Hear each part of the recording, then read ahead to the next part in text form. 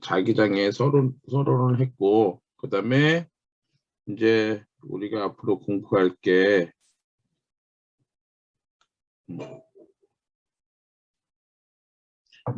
이제 앞으로 우리가 공부해야 될 게 교차장이다. 교차장이라고 하는 건데, 이 교차장이라고 하는 놈은 전기장과 자기장, 그죠? 얘는 영어로 크로스 필드라고 하는데,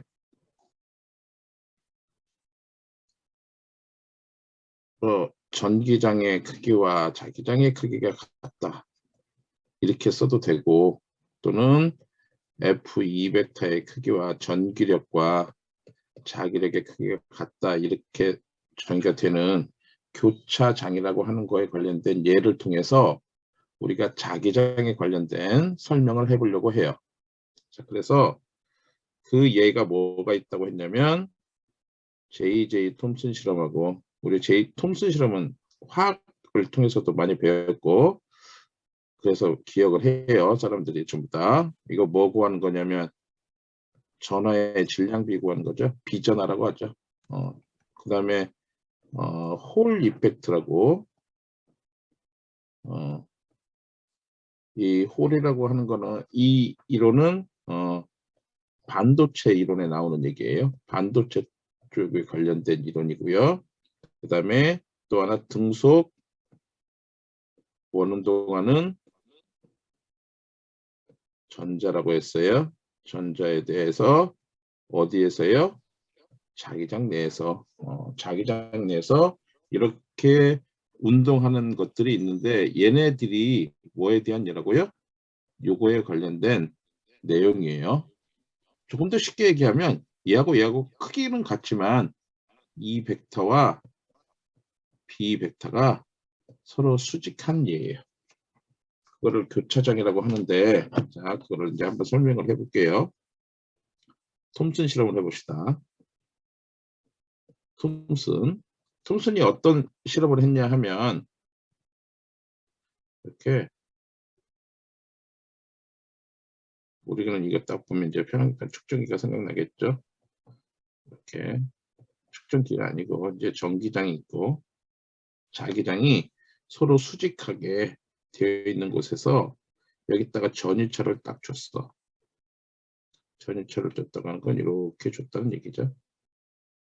전위철을 딱 주면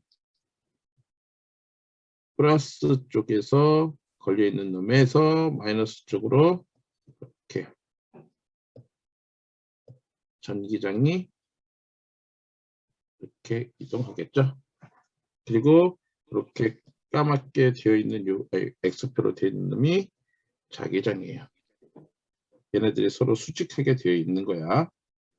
자, 그런데 여기에서 이제 조금 더 장비를 확장을 해서 어떻게 했냐면, 똑같이 이렇게 그렸는데 얘네들을 뭐에다 연결했냐면, 이렇게 해서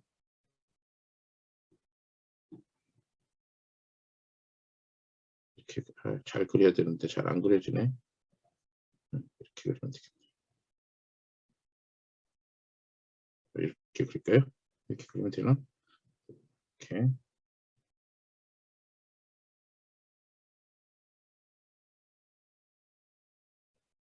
잘못 그렸어요. 다시 좀 그릴게요.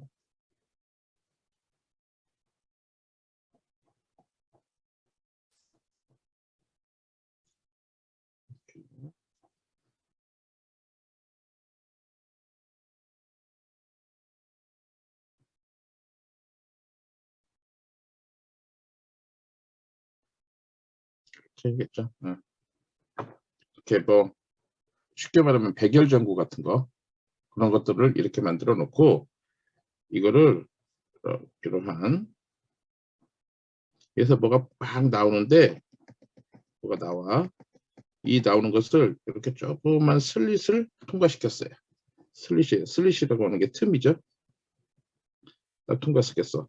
뭐가 막 나와. 이게 뭐가 나오는지도 몰랐는데 뭐가 막 나와. 그러더니 이 슬릿을 딱 통과시켜서 됐더니 얘가 어떻게 됐냐면, 이렇게 가는 실선의 선으로 빛으로 만들어졌어요.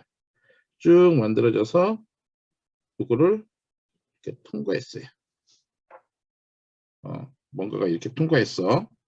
이땐 위에서 오는 전기력, 아까도 얘기했지만 전기력의 크기와 자기력의 크기가 지금 현재 같아요. 그러니까 어떻게 돼? 어느 한쪽으로도 치우치지 않고, 이거 이렇게 잘 못 쓰죠? 이것도 여기다 쓰면 안 돼. 조금 멀리다 써야 돼. 화면이 좀 크게 내가 그림을 그려가지고 그래요. F 이 벡터의 크기와 FB 벡터의 크기가 같은 이 교차장이라고 하죠. 아까 얘기했어요. 교차장이라고 하는 이 부분을 통과를 시켰어. 여기까지는 아무 현상도 없어요. 뭔가를 통과시켰는데 갑자기 요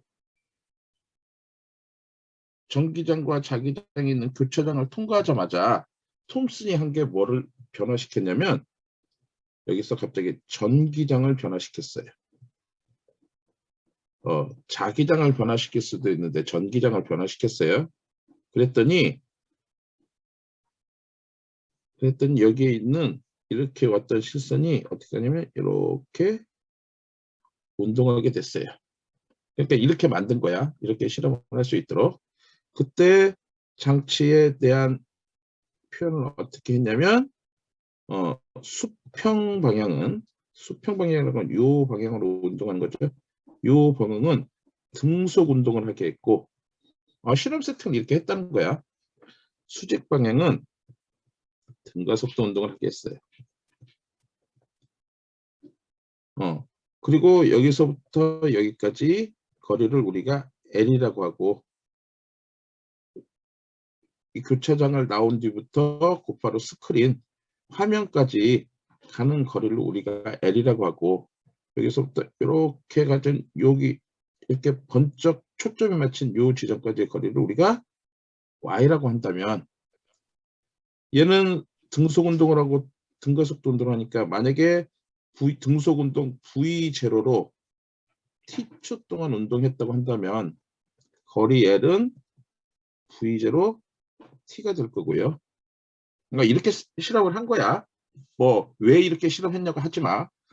톰슨이 이렇게 실험했어요.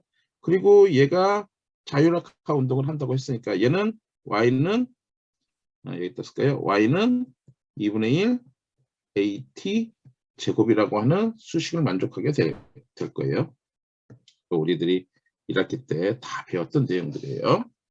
자, 그렇게 실험을 했어. 그랬더니 여기서 봤더니 요 놈을 보면 들어갈까요?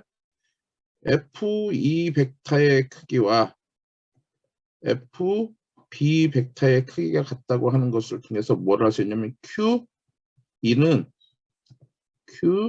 사실은 VDB거든요. 이 VD라고 하는 거는 표류 속도, 유동 속도인 거 기억나죠? 표류 속도, 유동 속도고 얘네들이 전자이기 때문에 전자의 이동 속도를 표류 속도, 이동 속도라고 유동 속도라고 했잖아. 그런데 지금은 얘가 전자인지 아닌지도 모르는 거니까 나중에 안 거죠. 지금 우리는 알고 있지만 그때 톰슨은 몰랐어. 그래서 얘를 V라고 그냥 표현을 해야 나. 그러니까 우리가 VT라는 걸 알고 있기 때문에 그렇게 하지만 자, 그래서 이렇게 표현을 했어. 그러면 얘는 지워지니까 전기장은 어떻게 정의되냐면 VB로 하나가 전개되겠네요. 자, 그러면 Y는 2분의 1에 A에 T가 어떻게 돼요? 여기서부터 V0 제곱분에 또 뭐가 돼요? L 제곱이 돼요. 내가 지금 이렇게 쓰고 있는 이유는 한 가지야. 가장 중요한 건 이거야. 이제부터 설명해야 될 거. 톰슨이 실험 환경을 어떻게 실험했냐면 요 교차장을 지나자마자 무엇인지 전하인지 뭔지도 모르지만 그 놈을 변화를 시켰는데 전기장을 변화시키고 자기장을 변화시키지 않았어요. 그러니까 자기장을 변화시키고 전기장을 가만 놔뒀으면 이러한 결과를 안 만들 텐데 뭐를 변화시켰다고요? 전기장을 변화시켰어. 그 말은 무슨 말이냐고 똑같냐면 전기장을 변화시켰는데 그 전기장을 변화시켰다고 하는 얘기가 뭐냐면 F는 M, A 이게 뭐하고요? Q라고 썼죠?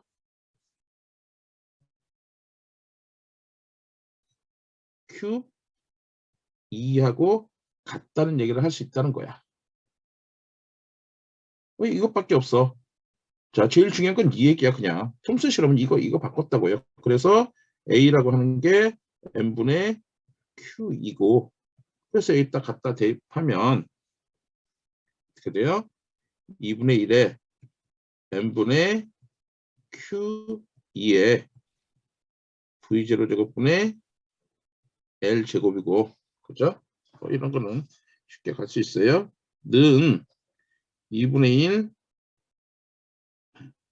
M Q에 뭐를 계산할 수 있냐면 여기 있는 V0라고 했는데 여기도 V0가 되겠죠? 이 V0가 얼마가 돼? B분의 2니까 일단 갖다 대입하면 돼요. Q2에 B분의 2의 제곱분의 L제곱은 2M2 제곱분의 Q2 B제곱 L제곱 그래서 이거 지워지니까 그래요? 2M2분의 Q B제곱 L제곱 그래서 이제 결론은 얻었죠? 어떻게 해요? 여기 M분의 Q를 왼쪽으로 보냈어요. 그래서 Q분의 M은 여기 있는 Y를 다시 오른쪽으로 보냈어요. 이번에 2Y 2분의 B제곱 L제곱이 되더라. 아주 쉽게 정의를 할 수가 있죠. 뭐 이거 우리가 화학에서도 이거는 많이 하고 있어요. 그래서 교차장을 이렇게 교차장에 이렇게 적용을 하면 어떤 전하들의 대전입자들의 전하당 질량비 근데 이 전하에다가 우리 책에서 어떻게 표현했냐면 일단 절대값을 이렇게 해놨어요. 왜냐면 이게 양전하가 될 수 있고 그러니까 양성자가 될 수도 있고 전자가 될 수도 있으니까 그래서 이렇게 해놓고 요거를 뭐라고 했냐면 B자 레이트를 써가지고 비전하라고 했어요.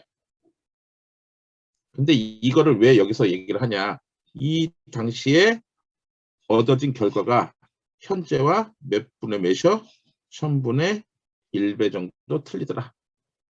값에 오류가 있더라. 그러니까 거의 더 정확한 거죠. 아주 정확한 거야. 이게 18세기 후반인가요? 19세기 후반인가? 18세기 후반인가? 이때 요거를 정의를 해서 그러니까 그때 당시에 이러한 실험을 할 수 있었다는 게 획기적이겠죠. 우리는 지금도 이거를 잘 할 생각을 못 할 텐데 그래서 뭐를요? 전하의 질량비를 계산했는데 거의 지금과 크게 오차가 나지 않고 일정 값을 갖더라 라고 하는 개념의 톰슨 실험을 설명했어요. 이거 왜 설명했다고요? 요거 때문에 지금 우리 자기장 하니까 교차장과 같이 설명하면서 요것 때문에 설명했다라고 하는 거고 내가 오늘 이번에 수업을 하면서 순서를 바꿨는데 어떤 순서를 바꿨냐면 잠깐만요. 이제 두 번째 갑시다. 아이고 뭐가 이상하네요. 자,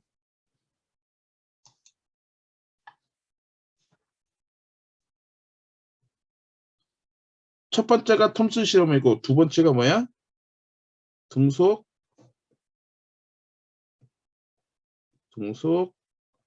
원운동하는 전자야. 이게 세 번째 있는 건데 이거를 지금 먼저 설명을 할게요. 어디에서요? 자기장 내에서. 세 번째 있는 건데 이걸 먼저 설명할까? 이거 무슨 뭐 하려고 이걸 했냐면 F200 FB 벡터는 Q V 벡터 곱하기 B 벡터고, 그죠? I L 벡터 곱하기 B 벡터라고 여러분들한테 계속 설명을 하고 있어. 이거 모르면 절대 안 돼. 시험 볼 때 보면 이것도 못 쓰는 학생들 분명히 있어요. 이거 계산했었어. Q에 I, J, K고 VX, VY, VJ, BX, BY, BZ 인 거고, 전류 I에 I hat, J hat, K hat 이렇게 쓰는 이유가 있겠죠. 이거를 못 푸는 사람들이 있어요. 시험지를 내면 BY, BZ 이거 산수 계산하면 자기력이잖아. 그죠? 뭐 이거 못한 사람들 없는데, 이거보다 사실 더 중요한 개념을 여기서 얘기하자 하면, 중요한 개념은 뭐냐면 오른손 법칙을 설명하고 싶은 거죠. 오른손 법칙을 여기에서 여러분들한테 설명하고자 하는 게 목표예요. 이 챕터의 목표는 오른손 법칙이야. 그래서 그림을, 자, 오른손이고, 이상하지만 이게 첫 번째, 두 번째, 세 번째 손가락을 좀 많이 했어요.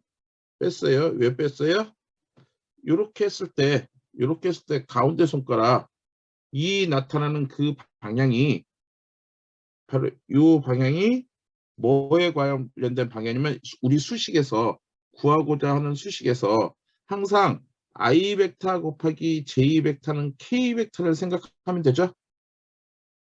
앞에 있는 벡터의 방향에서 뒤에 있는 벡터의 방향으로 이렇게 휘어감았을 때 요게 나오는 거고, 이게 바로 회전축이잖아요. 그죠? 그래서 앞에 있는 벡터는 뭐가 있어? 여기에서 보면 V 벡터이고 L 벡터. 근데 이 L 벡터는 전류에 관련된 놈이죠. 그리고 항상 이렇게 했을 때 오른손으로 이렇게 펴서 이렇게 휘어 감을 때 보면 손바닥을 우리가 다 볼 수 있는 거잖아. 그러니까 이렇게 휘어 감을 때 여기는 내 가슴 쪽으로 이렇게 와야 돼. 그죠? 가슴 쪽으로 오고, 요게 바로 뭐니까? 힘이니까. 자기력이겠죠? 이쪽에 뭐가 있다고? 자기장이 있고, 여기에 V벡터나 또는 I 전류가 있고, 그래서 전류의 방에다가 어느 방향으로?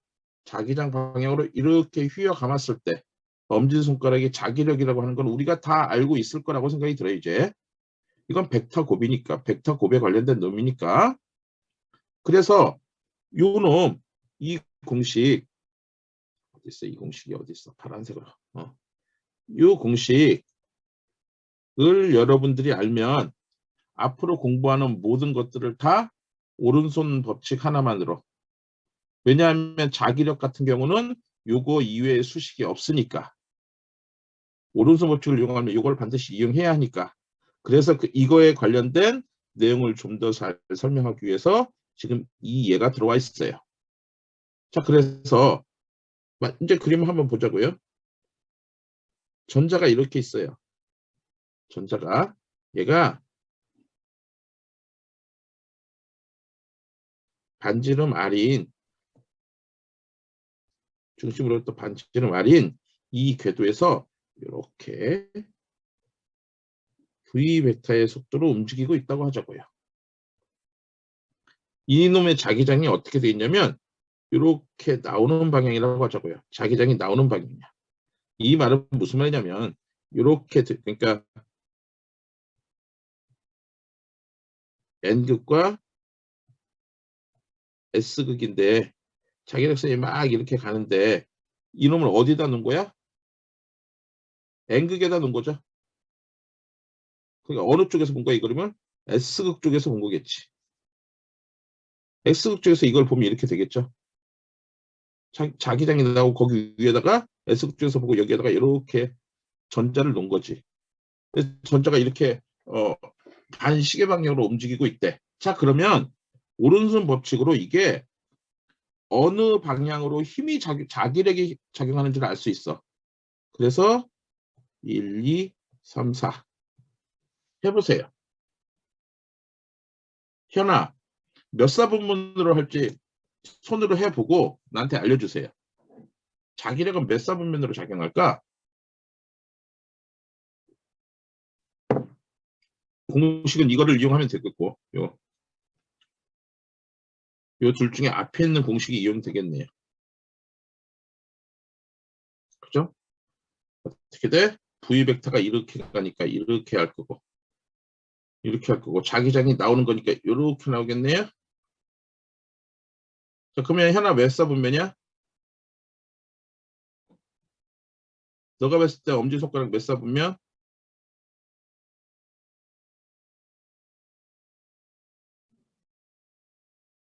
말로 해. 1사분면이야? 이렇게 1? 네. 이거의 사분면은 3사분면이죠? 하민아, 왜 이거 3사분면이야?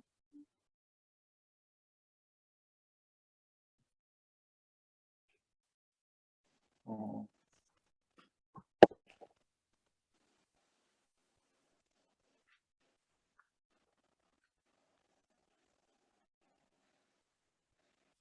오른손. 아니요, 오른손으로 하면 봐봐. 그림에다 갖다 대봐. 속도 이렇게 되고 자기력선 위로 올라오잖아. 이렇게 올라오잖아. 네. 그럼 엄지손가락이 몇 사분면이야? 1사분면이잖아. 네. 근데 왜 3사분면이래?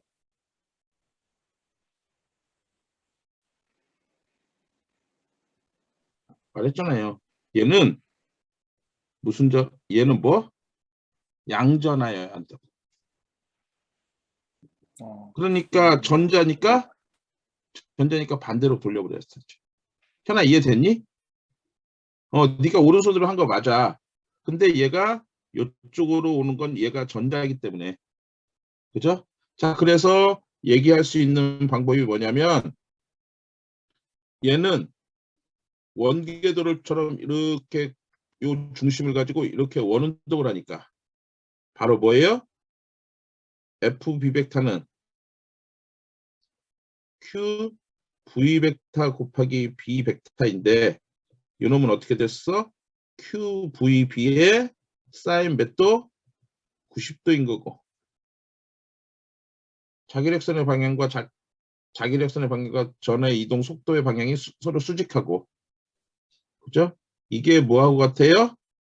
M의 R분의 V제곱 9의 중심을 향하니까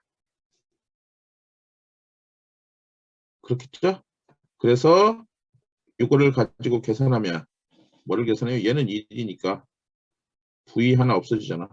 그죠? R은 QB분의 MV가 되겠네. 라디안으로 정리이 되겠네. 그죠? 얘가 원운동해. 원운동.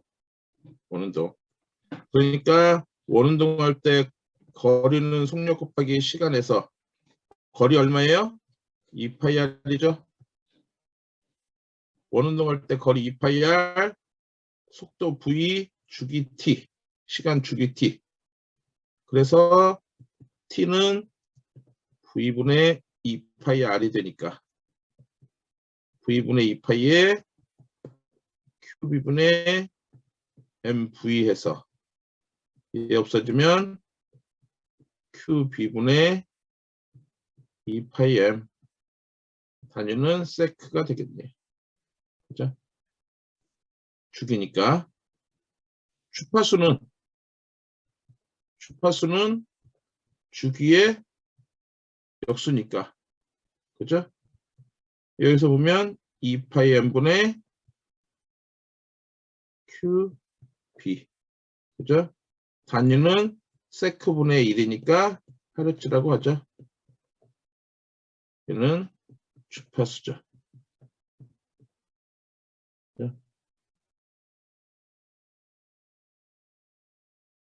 지원아, 안지원. 네. 진동수는 얼마니? 진동수와 주파수가 같은 거 아닌가요? 오케이. 아니, 내가 이렇게 이제 질문하면 고민하는 학생들이 생겨요. 주파수하고 진동수하고 같은데 진짜 모르는 학생들이 있어요. 그래서 내가 얘기를 해본 거야. 주파수하고 진동수는 같은 거죠. 자, 이제 여기서 한 가지를 더 하면 요 주파수 요 식에서 진동수 요 식에서 이 파이를 양변에 곱하면 오메가는 2파이 F가 되고 얘는 n분의 QB로 정의가 되죠. 단위는 뭐야? 라디안 퍼 세크죠. 2파이가 라디안이니까 라디안 퍼 세크. 얘를 우리가 뭐라고 그러죠? 각 진동수. 각 주파수라고 하죠. 각 주파수는 안 써요. 각 진동수라고 해요. 단위는 라디안 퍼 세크. 이러한 시험 문제가 나오면 제일 좋겠죠. 아주 산수 계산하기도 좋고 아주 용이한 문제로 표현이 될 수 있어서 아주 쉬운 문제라고 생각이 들어요. 문제가 나오면. 근데 이 놈은 뭐 하는 얘야? 이거의 얘는 그냥 요거 공식 이용한 놈이에요. 또 우리 이런 것도 있잖아요.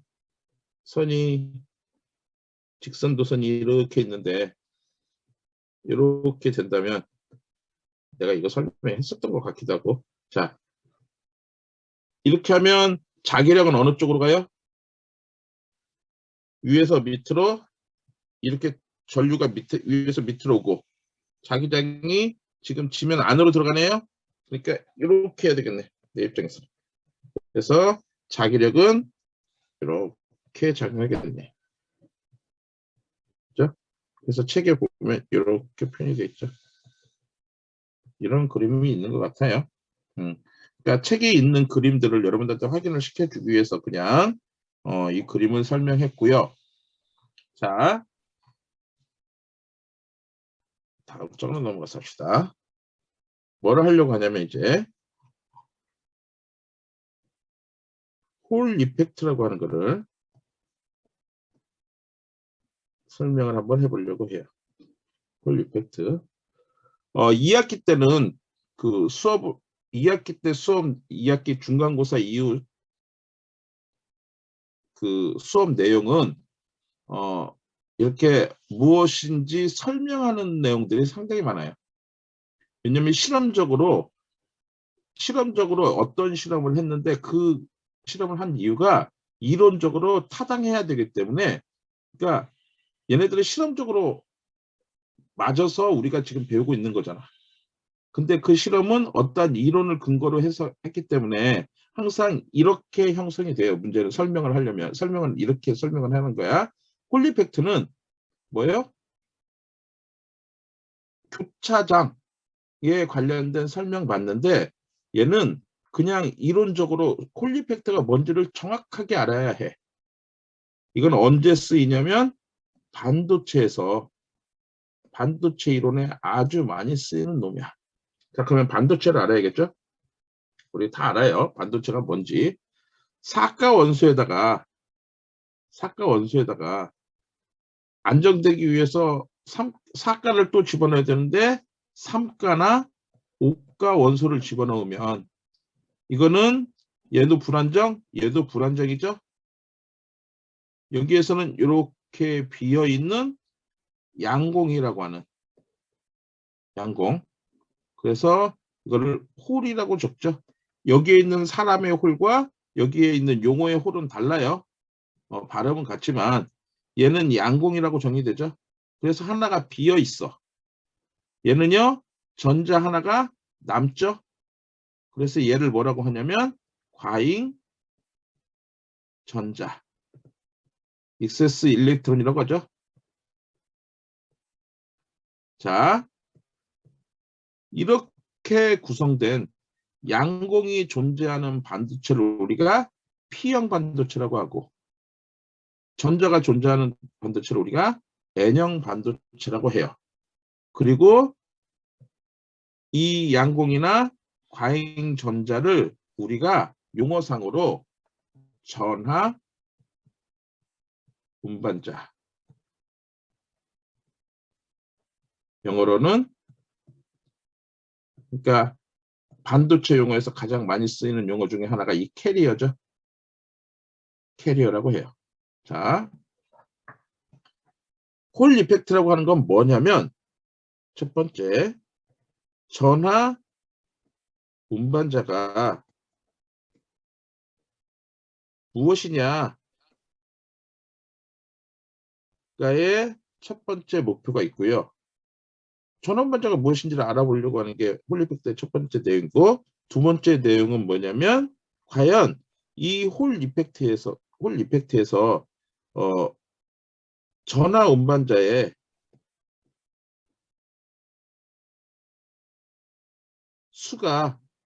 개수 사실은 수밀도를 구하려고 해요. 우리 수밀도 배웠죠? 개수가 얼마나 되느냐, 이거를 알아보려고 하는 게 홀 이펙트를 공부하는 이유예요. 그래서 어떻게 알아보는지 한번 봅시다. 우리 책에 어떤 예가 나와 있냐면 자기장이 이렇게 막 있어요. 자기장이 이렇게 되어 있는 자기장이 있는데 여기에 이렇게 도체판이 있어. 볼게요. 이렇게, 그러니까 지금 S극 앞에다가 이렇게 똥 놓은 거죠. 이거 다 이렇게 있는데 여기 또 이렇게 있는 거죠.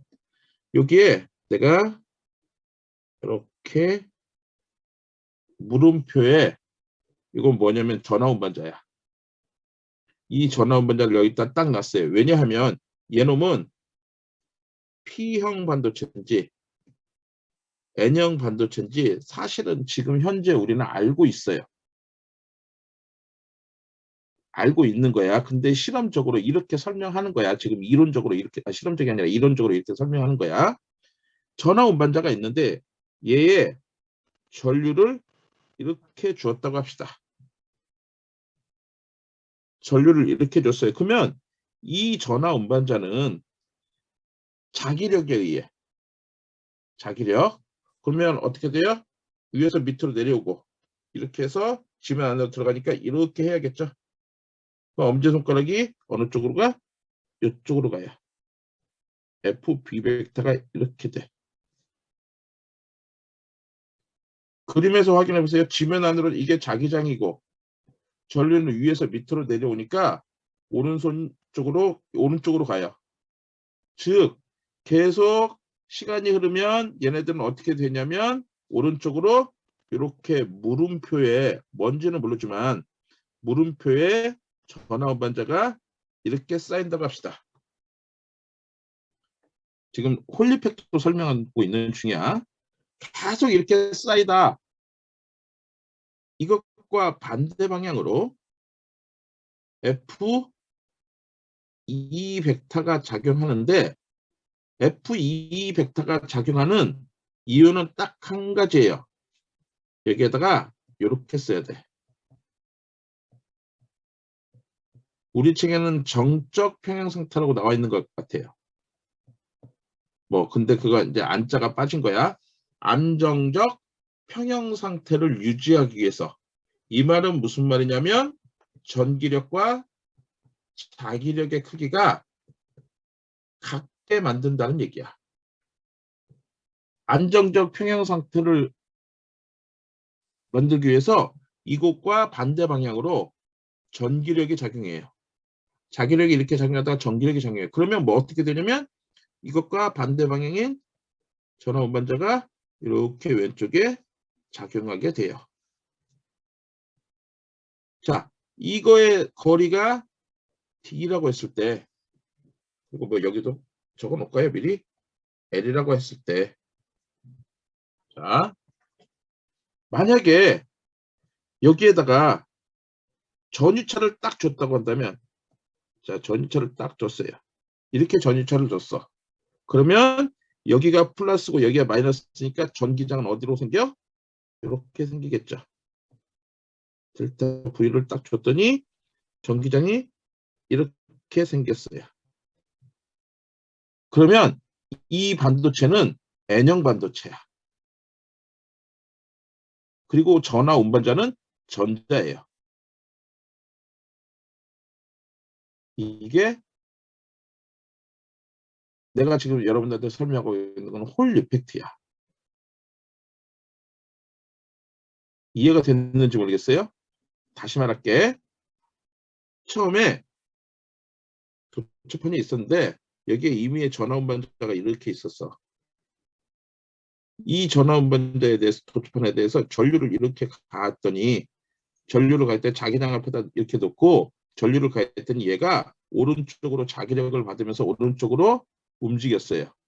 그래서 오른쪽에 이렇게 배치를 했어. 한참 시간이 흐른 뒤에 안정적 평형 상태를 위해서 평형 상태를 유지하기 위해서 그 전기력 자기력과 반대 방향으로 전기력이 작용하고 그때 마이너스 전하 운반자가 이렇게 갔어요.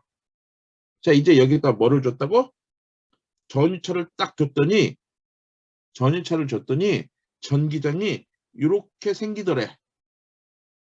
그러면 전기장은 항상 어디서 어디로 가요? 플러스에서 마이너스로 가잖아. 그러니까 여기가 플러스고 여기가 마이너스인 거잖아. 그러니까 이 반도체는 N형 반도체예요. 왜냐면 처음에 이쪽으로 쌓였으니까. 이해됐어요? 그리고 저놈은 이제 이렇게 움직이겠죠.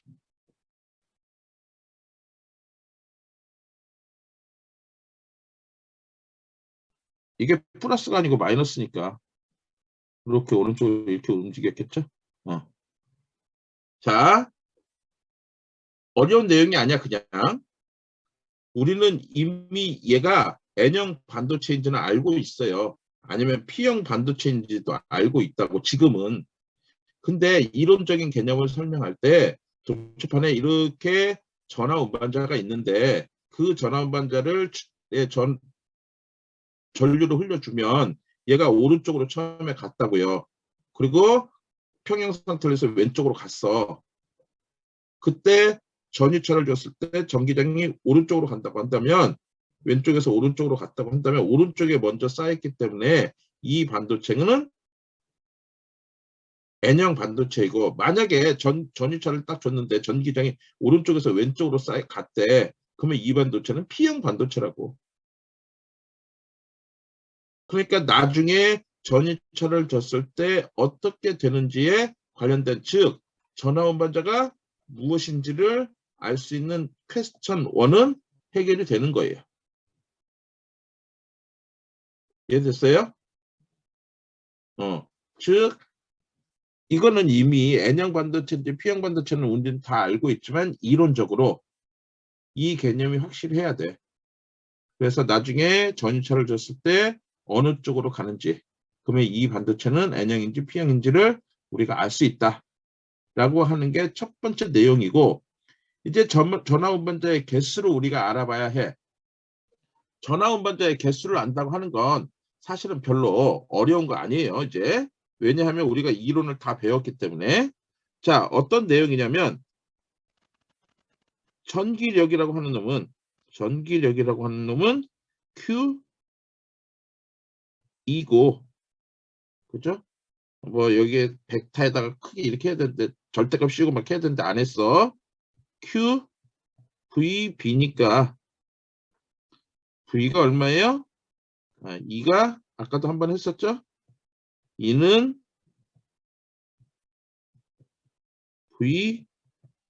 VB예요. 그죠? 자, 근데 우리가 구하려고 하는 거는 전화운반자의 개수잖아요. 전화운반자의 개수를 구하는데 가장 좋은 건 기억나죠?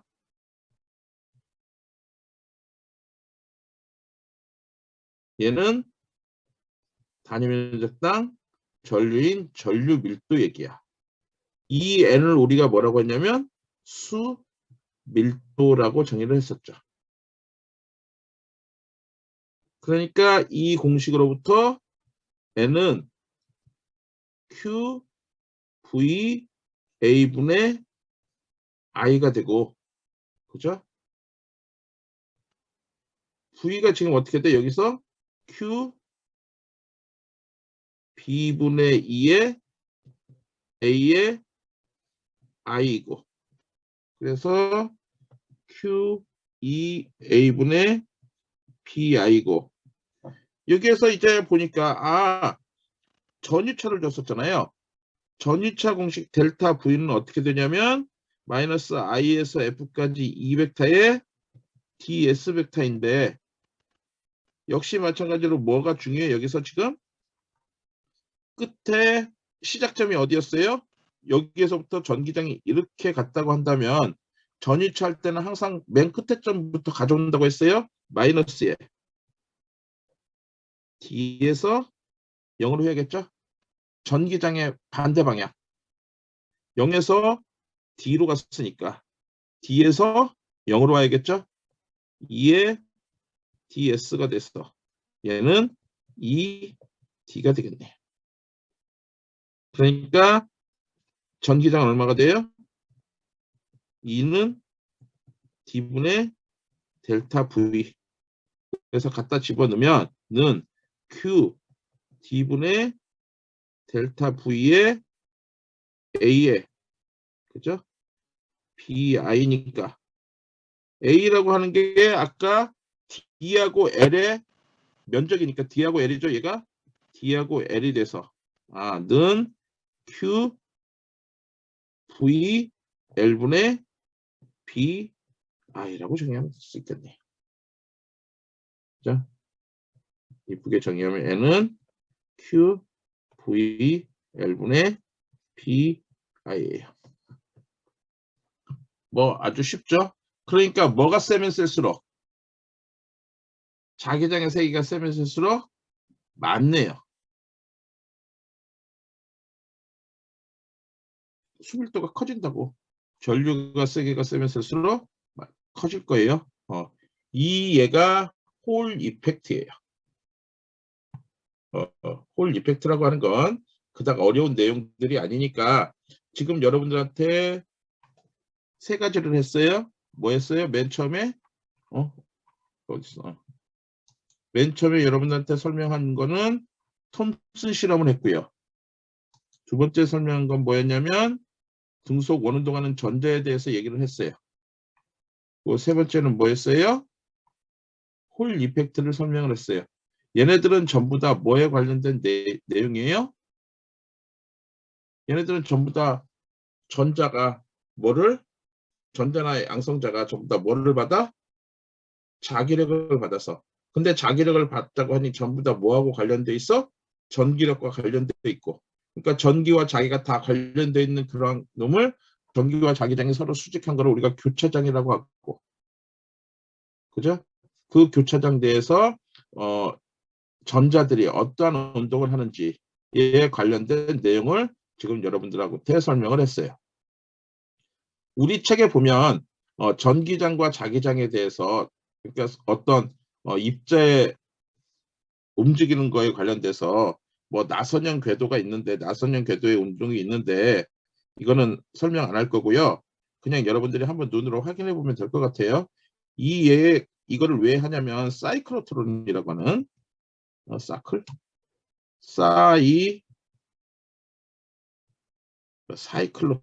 사이클로트론인가 하는 양성자 가속 장치를 설명하기 위해서 우리 책에 나와 있어요. 근데 이놈은 가장 중요한 개념이 뭐냐면 에너지가 굉장히 높은 에너지를 얻을 수 있어요. 그러니까 높은 높은 에너지를 얻을 수 있다. 뭐 높은 에너지, 고에너지를 얻기 위해 사용한다. 라고 하는 개념만 여러분들이 알아두면 이거는 별로 어렵지 않을 거라고 생각이 들어요. 한번 읽어보세요. 이거는 자, 이제 마지막 오늘 수업하는 거에 마지막 내용을 하나를 할 건데 이 마지막은 조금 많이 어려워요. 어렵다고 하는 내용은 뭐냐면 여기서 포기하는 사람들이 상당히 많아. 자기장 부분은. 제목이 뭐냐면 전류고리에 작용하는 돌림힘. 자, 자석 쪽은 전부 다 실험적인 증명이라고 했잖아요. 그러니까 여러분들은 내가 지금 이렇게 녹화해서 하면 녹화해서 줄 거니까 그거를 다시 들어도 상관이 없겠지만 사실은 헷갈리지 않으면 처음 나하고 수업할 때 잘 여러분들이 들어주는 게 좋을 거라고 생각이 들어요. 그래서 잘 기억을 해야지 이거를. 되고 이게 만약에 여러분들이 고학년에 가서 이 부분을 배운다고 한다면 이 부분에서 어려움, 그러니까 포기하는 사태가 많이 발생해. 이해가 안 되는 부분이 있어서 근데 아무것도 아닌데 그거를 학생들이 많이 포기를 하게 돼요. 그러니까 쉽게 한번 이해를 해봅시다. 물리를 공부할 때 제일 중요한 건 쉽게 이해가 돼야 되는 것 같아요. 자, N극과 S극이야. 자기력선이 이렇게 가고 있어요. 이렇게 자기력선이 이렇게 가고 있는데 여기에다 뭐를 놨어? 이렇게 사각형에 전류고리를 놨어요.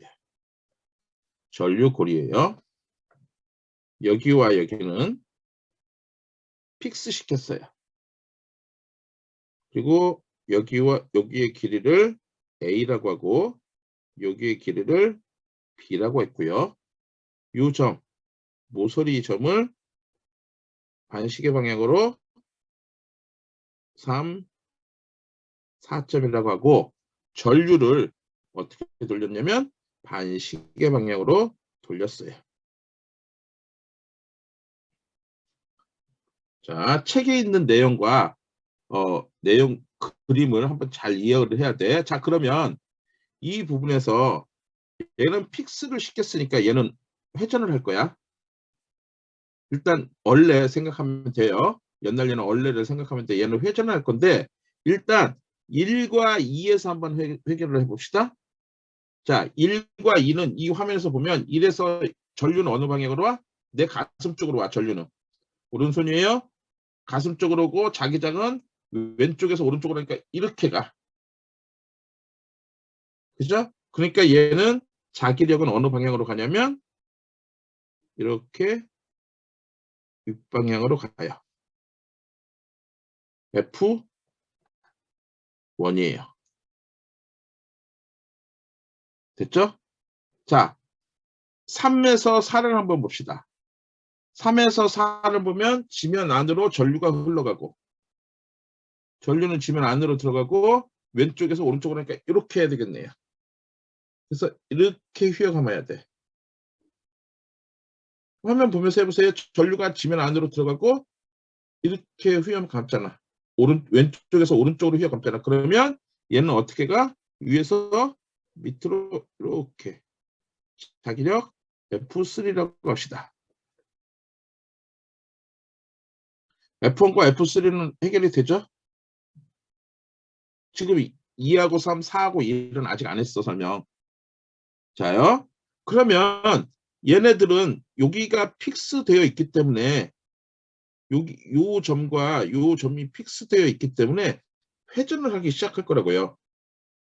회전을 할 거예요. 자, 그거를 B에서 한번 이제 요쪽 여기 앞에서 회전하는 걸 한번 보자고요. 그 회전하는 그림을 그리려면 이렇게 그리면 돼요.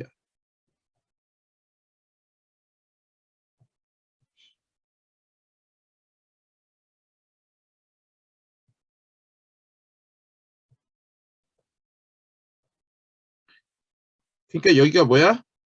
N극이고 여기가 S극이네요. 회전을 하면 여기가 무슨 부분이냐면 이 부분이고요. 여기가 3부분이에요. 그래서 이거 이렇게 할까요? 이렇게 막대가 회전을 할 거예요.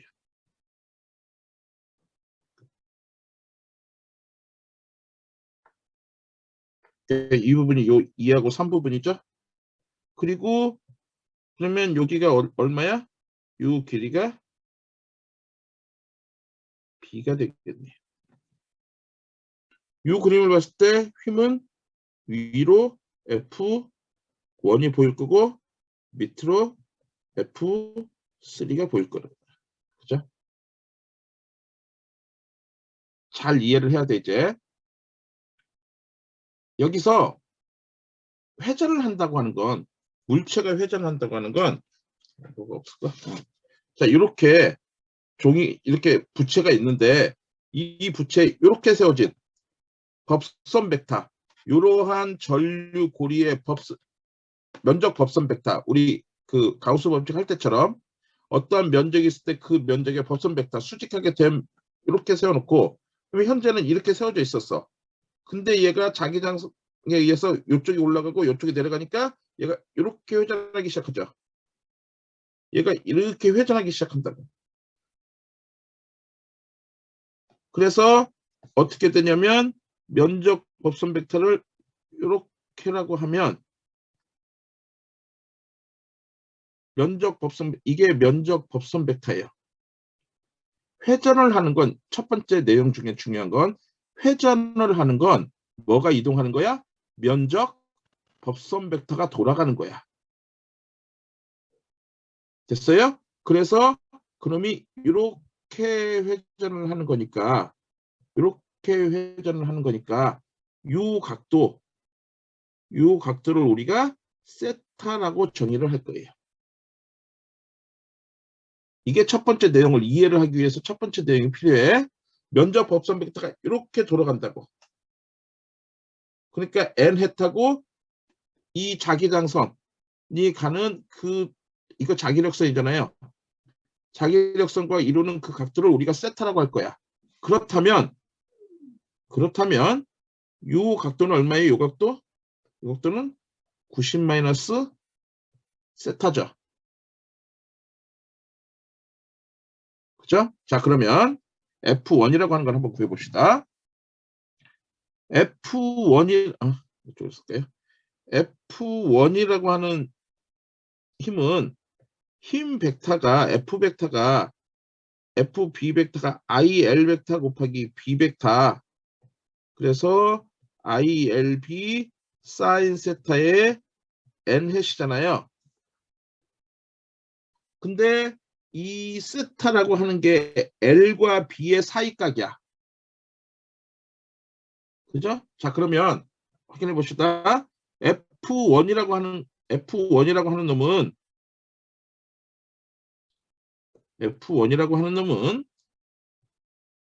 I의 L이 A죠? A와 B의 사인 90도예요. 여기에서는 전류 도선과 자기력이 지금 서로 어떻게 해요? 수직하게 돼 있어. 얘가 수직하다고요, 수직. 그러니까 IAB 사인 90도에서 IAB라고 하는 크기를 갖고 F3는 IAB 정반대쪽이잖아요. 반대쪽. 그래서 IB 사인 270도예요. 그래서 마이너스 IAB라고 하는 값을 가져요. 자, 이제 F2가 중요하죠. F2는 값은 아무 의미가 없는데, 그러니까 지금 구하는 값은 의미상으로는 아무것도 없어. 근데 여러분들이 계산을 해야 돼요. IBB에 얼마예요? 사인 90 마이너스 세타가 된다고요. 그래서 IBB 코사인 세타가 돼요. 왜 90 마이너스 세타야? B와 B가 뭐예요? 요게 B잖아요. B와 자기력선이 이루는 각도가 90 마이너스 세타이기 때문이야. 왜 90 마이너스 세타인지를 이해를 못해요. 왜 90 마이너스 세타인지를 학생들이 이해를 못한다고. 메인이 뭐라고?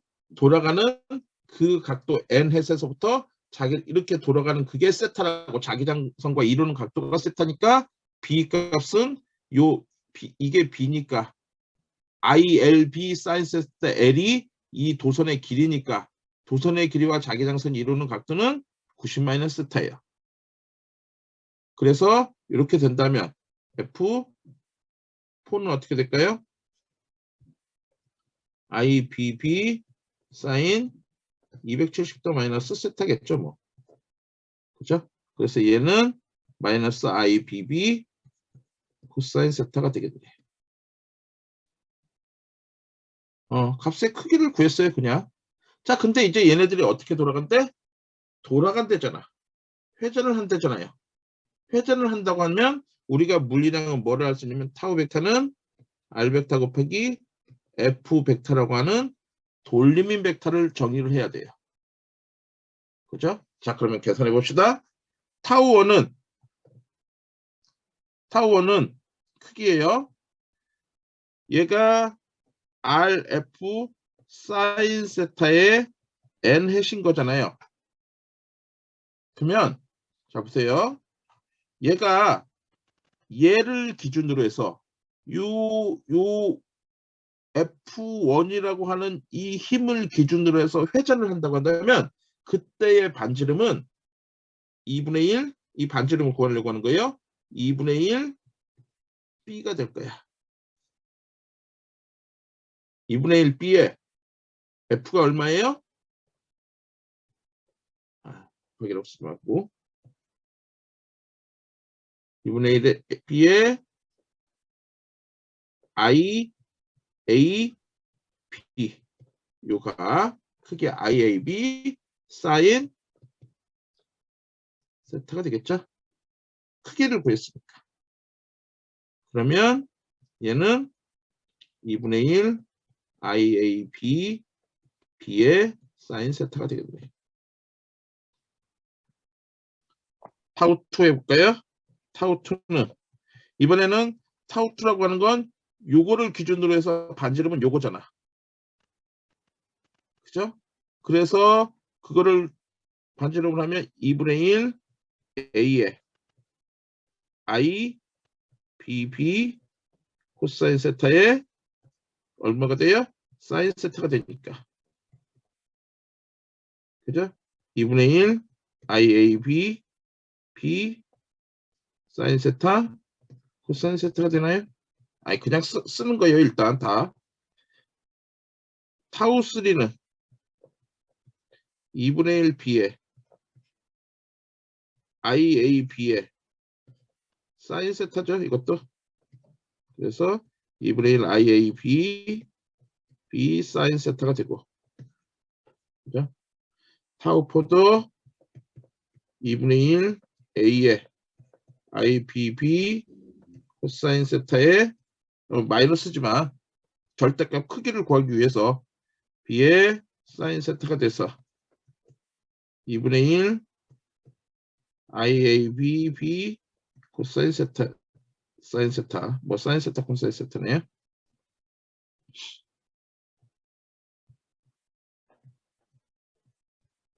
세타야. 근데 여기서 중요한 건 이제 이거죠. 이 그림에서 딱 봤을 때 이 그림에서 봤을 때 여러분들이 기억내야 되는 게 뭐냐면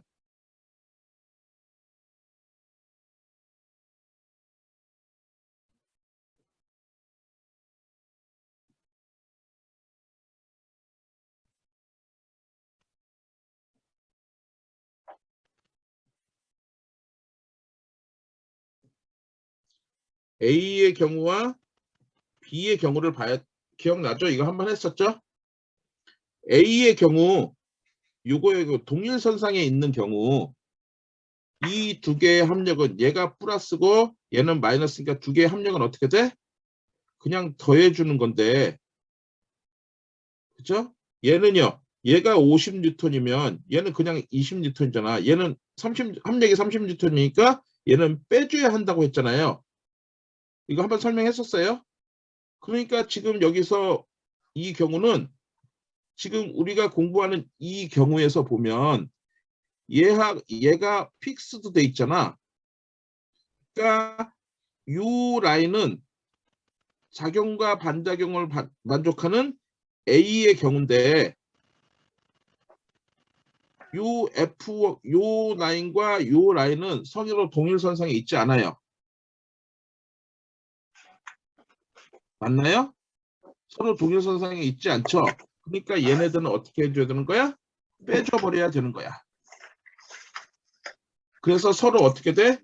반대쪽에 얘기가 돼요. 아이고 시끄러.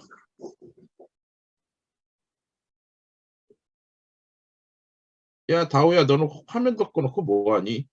이렇게 시끄럽게 소리는 내고. 자 그러니까 F2하고 F4는 서로 어떻게 돼? 없어져요. 그러니까 전체 알짜 돌림 힘은 2분의 1 IAB B 사인 세타 플러스 2분의 1 IAB B 사인 세타 즉 IAB B의 사인 세타가 되고요. 되고 요놈은 I 스몰 AB가 뭐야? 이 전류 고리의 전체 면적이잖아요. 에 B의 사인 세타고 기억나는지 모르겠어요. IA가 뭐야? 뮤. 내가 모멘트 할 때 얘기해 줬어요. 뮤 B 사인 세타가 돼요. 즉 우리가 구하고자 하는 최종 돌림힘 타우 베타는 뮤 벡터 곱하기 B 벡터 즉 뮤 B 사인 세타의 n 해시고요. 그죠? 이렇게 정의가 돼야 되고 뮤라고 하는 게 뭐예요? 뮤 벡터가 IA 벡터 요 이름을 우리가 뭐라고 하냐면 자기 모멘트. 내가 모멘트 얘기를 전기 쌍극자 모멘트 얘기하면서부터 했기 때문에 어설프지 않을 거예요. 이해 못하지 않을 거예요. 요거는 뭐야? 요것도 이렇게 해야 되겠죠? 면적 벡터. 그죠? 면적 벡터. 그래서 뮤 벡터는 IA 벡터라고 얘기가 돼요. 자, 이 뮤 벡터에 대한 얘기는 저 뒤쪽에 가서 자기장 쪽에 29장 쪽에서 반드시 할 거예요. 물리적 의미로 굉장히 중요한 개념을 갖고 있기 때문에 뮤 벡터는 그때 가서 다시 얘기할 거고 뮤 벡터는 IA 벡터 자기 모멘트다 라고 정의를 할 수 있으면 돼요. 정의가 됐죠?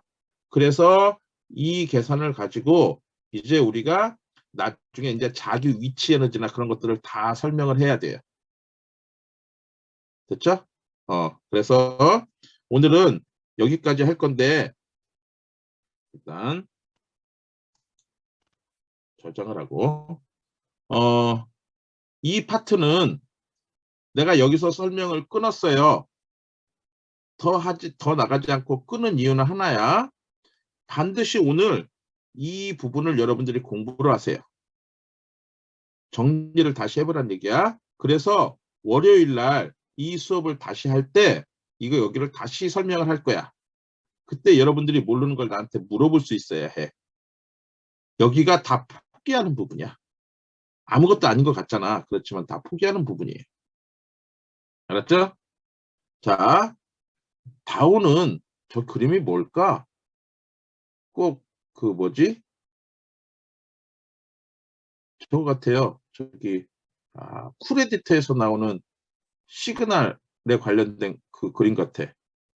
내가 목소리 이렇게 하면 그 에너지가 저렇게 표현되는 그 쿨 에디터라고 하는 프로그램에서 나오는 사람 목소리 에너지에 관련된 내용 같아. 그런데도 화면을 안 켜네. 계속. 자, 수고했고요. 출석 문제 있는 사람들은 보고요. 다음 시간에 봅시다. 수고했습니다. 수고하셨습니다. 네. 고맙습니다. 수고하셨습니다.